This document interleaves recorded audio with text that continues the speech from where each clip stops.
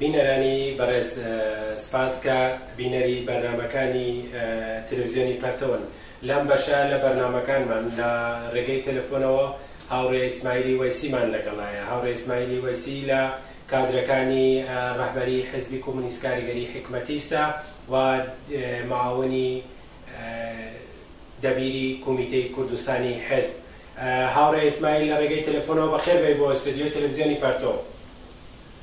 ممنون، سلام و درودم هست بۆ ئێوە دەسەردەرکارانی تەلەڤیزیۆنە پەرتەو بەشە کوردی و بینندگانی محتەرەمە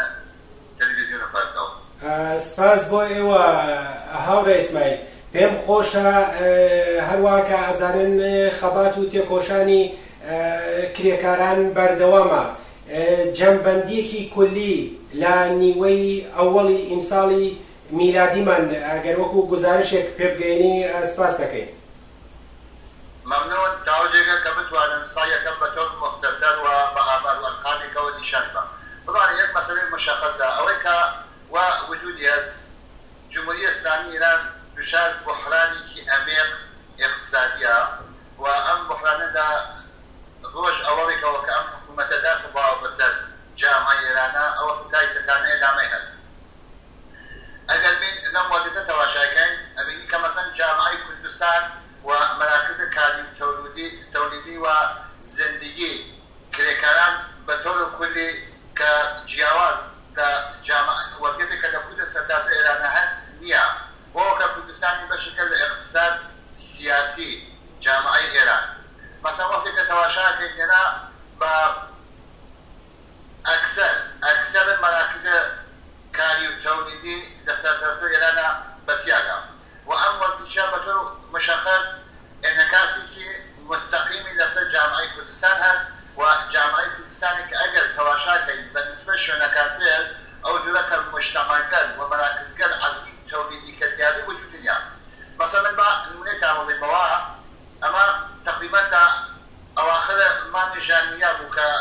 رئیس ئۆتاق سەنعەت و معدن و تجارەت جمهوری ئیسلامی لە مەساحەبەیەکە تر ڕۆژنامەی فارسە باسیەکات لەسەر وەزعیەت مراکز تەولیدی لە کوردستاندا بەم جۆرە باسەکات. ئەیژێ ظرفیەتێک کە بۆ تەولید لە زەمینەهای مختلف کەشاوەزیە، معدەنیە، تۆریستی و تجاریە کە لە کوردستانە وجودی هەست متاسفانە 50% لە واحدهای سەنعەتی ئەم کوردستانە ئەو وەختە تەحقیق بووگە و ئەو شتەکان هیچی بەسا مراکزی تەولیدی کە وجودی هەست بە ظرفیەتێکی فرە کەمەوە دوای بێتەوە ئەمانە کارەکەن. و باس نقطە نظرەکەی بەسە کە ئەگەر دەبار اقتصادیەوە ئەم وەزیەتە دەبێت 31 ئوستانە کە باسی بکەین لە ئێرانە کوردستان لە ڕوتبەی 29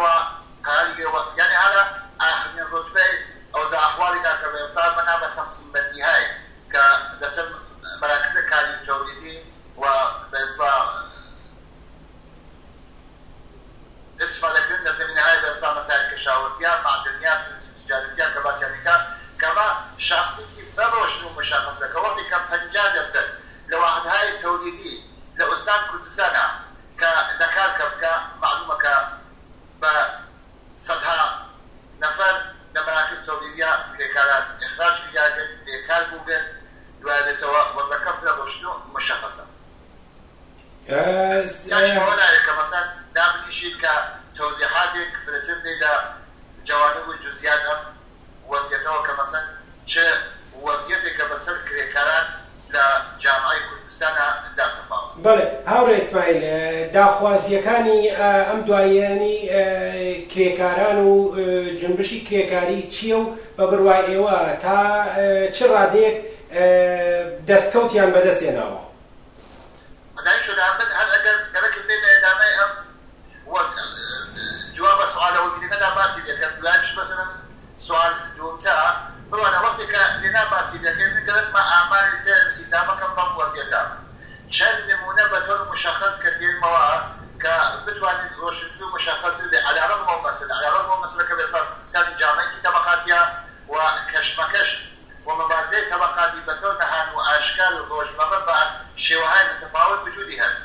متا لە شرایط و ئەوزا ئەحواڵێکە کە بێسا فەقر و فەلاکەت کە تەحمیڵەوێ بە طبقەی کارگەر بە زەحمەتکێشان لە جامعە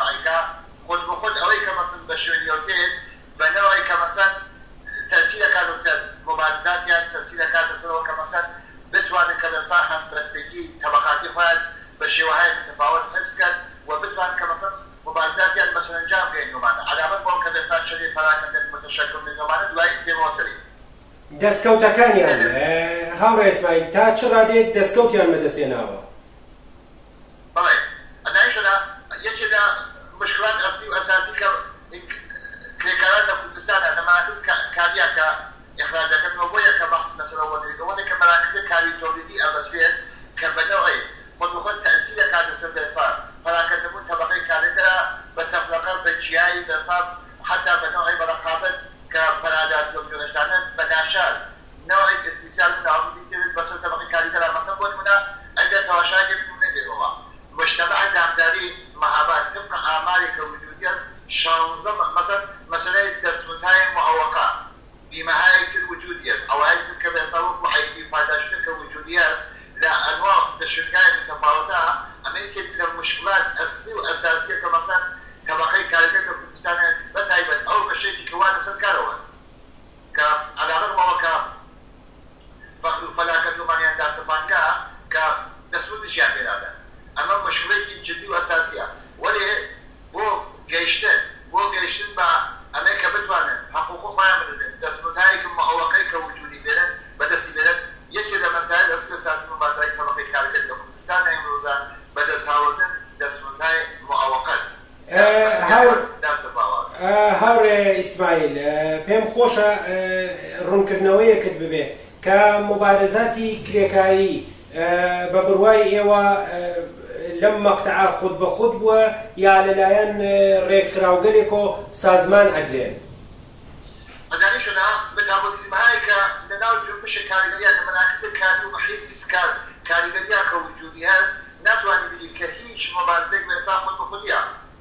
محافل ڕەهبەرانە عەمەڵی کاریگەری بە تۆر و بۆدام ئەوەکە لە مەراکز کاریا وجودی هەست کە کرێکاران دەتوانن بە دۆر ڕەهبەران عەمەڵی خۆیان بە دۆر ئەم محافلە کە دەتوانن بەڕاست و بەچەپ یانە بەێسا هەدایەتکردنەوانە وێشکیان بۆ بدەن ئەکردێت ناتوانێت هیچ مەسەلێک بە تۆر خۆت بە خودی وجودی بێت چون مەسەلەکە مەسەلەیەکی مادیە و هیچ لەو حەرەکاتە لەو احترازاتە کە بە تۆر ڕۆژمەڕە بە تۆر مدام احترازات مبارزە بۆ بەدەستاوردنەوە خۆ دەستمزدهای معوقەی کە وجودی هەست ئەوەکە لە مەراکزکاری لە کوردستانە وجودی هەست بەس لە نەتیجە ناتوانین بینین هیچ کامی خۆت بە خودیە منتە مشکلەی کە لێرا وجودی هەست بەهۆی اختلاف و استبدادێکی عەزیم سیاسیە و کە وجودی هەست ئەوەتە جەوفەزایەکی ئەمنیەتی کە بە وجودیانەوەدا هەمیشە تهدیدکردن بە ئیخراج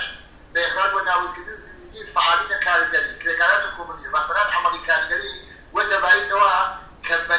بەناوی ئەو ڕەهبەران عەمەڵی کاریگەریە کە نەتوانن ئاشکرا و عەلەنی کەمدا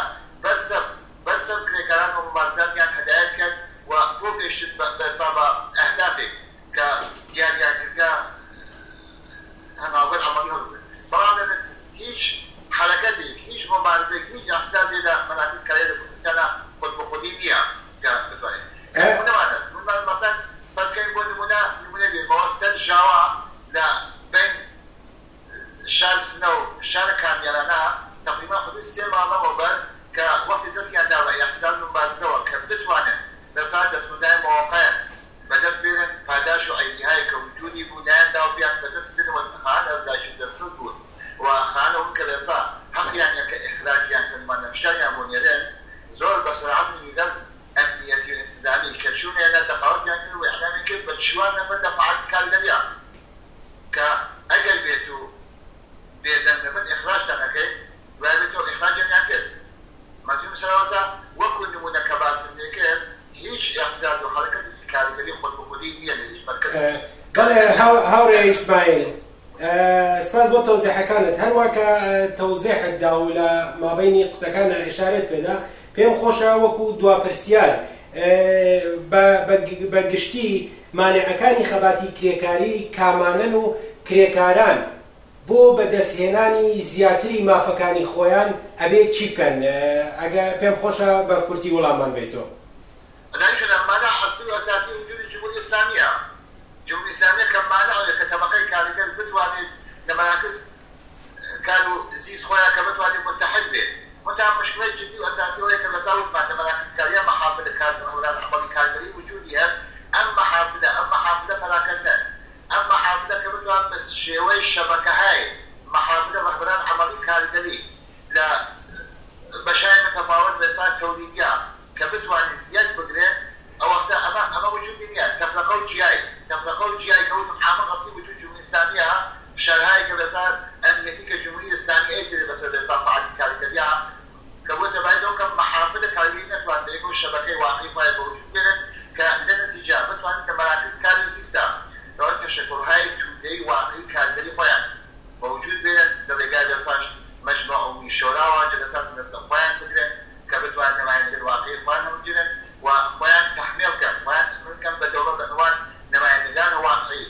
كالجات مراكز كلام برسميات مش ناس كان لتعيين تسموز دواء تا مجموعة مزايا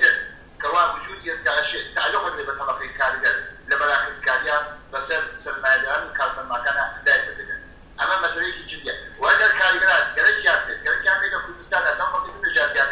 تنيارجي وسا محافظ رحمران عملي كالجري أو هذا لمراكز متفاوتة كاليوتوكيا بيكون تماس بقدر أو هذا الشبكة وسيع كبتوانين ووجود بين أمانة بتوانين بيكون خصوباس كان مبارزات يعني معهن كان فاس مطالبات كان يعني بيكون معهن كان كتاوي كبتوانين